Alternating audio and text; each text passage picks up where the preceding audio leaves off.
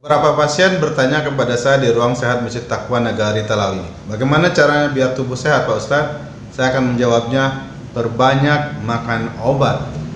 Apa maksudnya? Simak video berikut.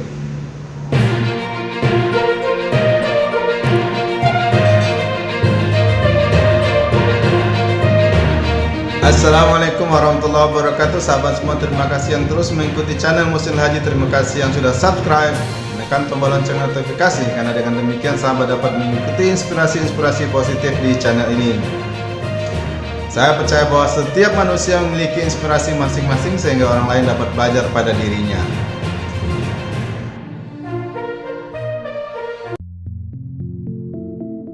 Sebelum saya menerangkan apa yang dimaksud perbanyak makan obat kepada orang yang ingin sehat, sekarang coba kita kembali pelajari kenapa di zaman Rasulullah di Madinah waktu itu, ketika Rasulullah diberikan seorang tabib oleh Raja Romawi, lalu tabib itu setelah beberapa bulan tinggal di Madinah tak satu pun orang yang sakit.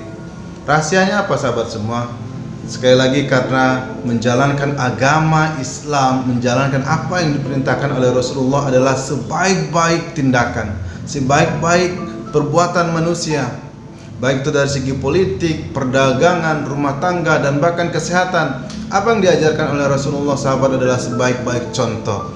Maka jangan ragu sahabat, menjalankan sunnah adalah perkara yang sangat mulia, adalah bukti bagaimana kita cinta kepada Rasulullah SAW dan menjadi hamba yang taat kepada Allah Subhanahu wa Ta'ala.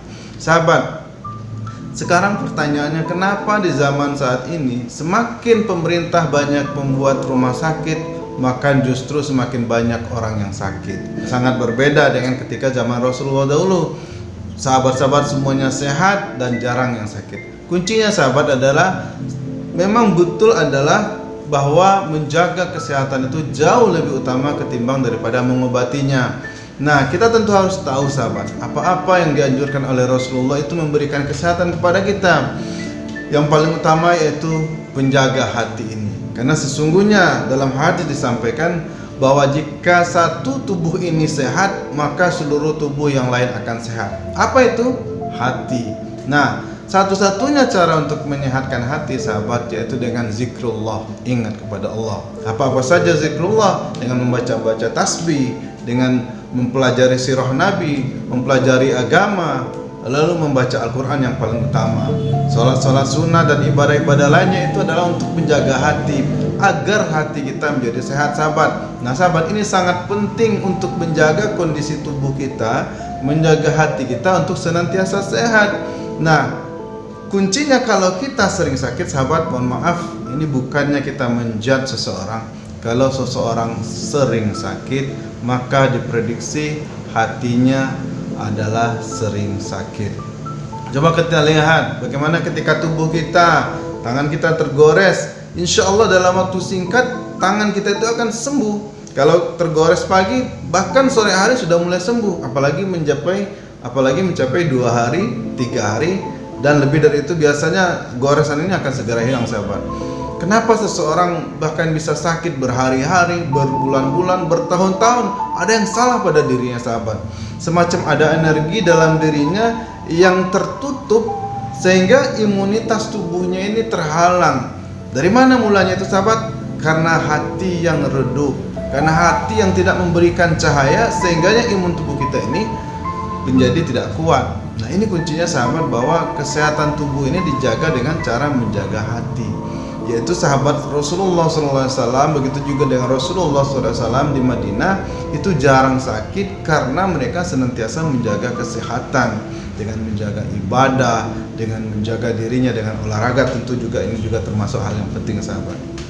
Nah, jika ada yang bertanya kepada saya di klinik Ruang Sehat Masjid Taqwa Nagari Talawi, bagaimana Pak Ustadz untuk menjaga kesehatan?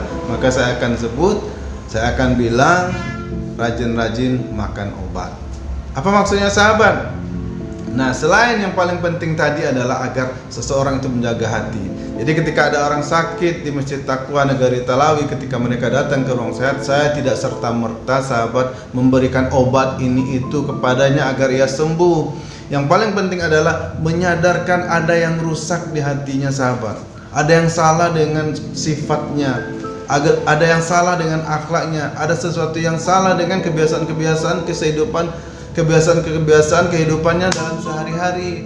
Ada yang salah sahabat, harus ada yang dibenahi, harus ada ibadah yang diperbaiki, harus ada akhlak yang diperbaiki, harus ada ibadah yang terus diperbaiki sahabat.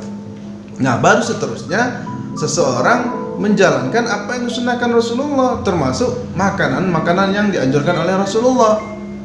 Apa-apa saja makanan-makanan yang dianjurkan oleh Rasulullah, seperti yang biasa saya sebutkan, yaitu makanan-makanan seperti madu, kurma, air zam-zam, minyak zaitun, dan seterusnya sahabat. Nah, apa maksudnya sahabat? Ketika orang ingin sehat, rajin-rajinlah ia makan obat. Obat ini dalam arti kata sahabat, yaitu hal-hal yang memberikan nutrisi dalam tubuh kita. Pisang itu kalau kita makan, itu akan memberikan kebaikan pada tubuh kita, maka itu juga menjadi obat sahabat. Nah, sederhana saja, kalau seseorang contohnya demam sahabat, contohnya seseorang demam, itu biasanya karena seseorang ini kurang cairan di dalam tubuhnya, sehingga tubuhnya memanas. Seperti sebuah kendaraan yang kekurangan cairan, maka kendaraan itu akan panas. Nah, kalau orang demam, insya Allah sederhana pengobatannya, itu orang yang kurang cairan, kurang vitamin dalam tubuhnya.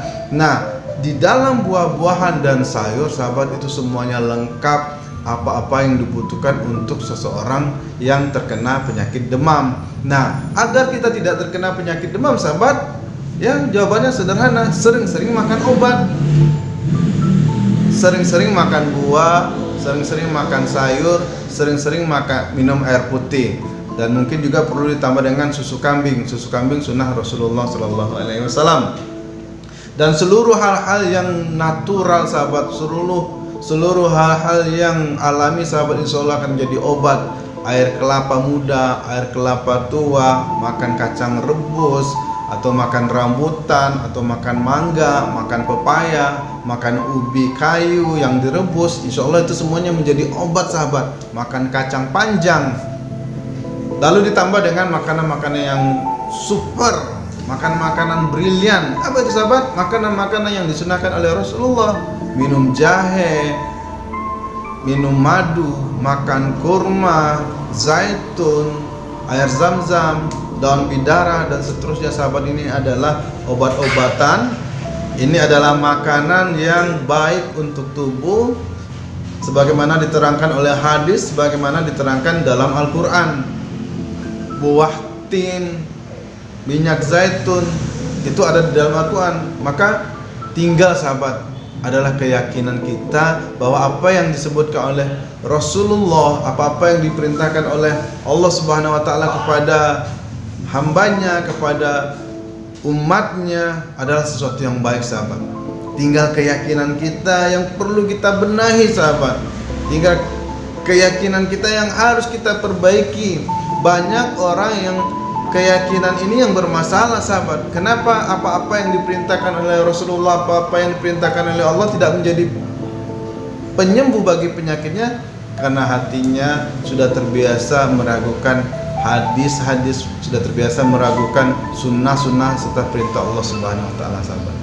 Dia cenderung sudah terdogma, dia cenderung sudah terbiasa bahwa ketika dia sakit, dia akan berpikir obat dokter mana yang biasa menyembuhkannya, dokter mana yang hebat yang bisa menyembuhkan, rumah sakit mana yang akan dia temui yang berkualitas. Dia cenderung seperti itu sahabat, sehingga esensi dari sakit tidak ia dapati sahabat, bahwa sakit itu sebenarnya adalah penghapus dosa, sebagai teguran dari Allah Subhanahu wa Ta'ala kepada kita. Jadi sederhana, ketika seorang datang berobat ke tempat saya, kita sentuh hatinya, lalu silakan sahabat, kalau seandainya mau beli obat-obatan di Masjid Taqwa Nagari Talawi, silakan. Ada kurma, ada madu, dan seterusnya. Tapi kalaupun memang dari keuangan tidak mampu sahabat, sebenarnya banyak obat-obatan yang ada di sekitar kita yang tidak perlu dibeli di rumah sakit, yang tidak perlu dibeli di klinik obatan herbal, karena semuanya ada di dekat rumah kita. sayur-sayuran yang kita makan itu memberikan nutrisi kepada kita, memperbaiki sel-sel tubuh kita yang rusak. Buah-buahan yang ada di sekitar kita tidak perlu mahal sahabat. Ada pepaya, ada jambu biji, ada jambu air, ada pisang, ada ubi merah, dan seterusnya sahabat. Ini sesuatu yang tidak mahal sahabat.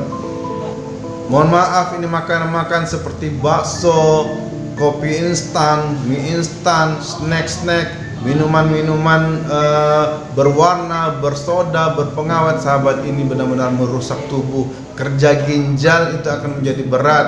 Tentu saja seseorang akan mudah sakit kalau makanannya jelek.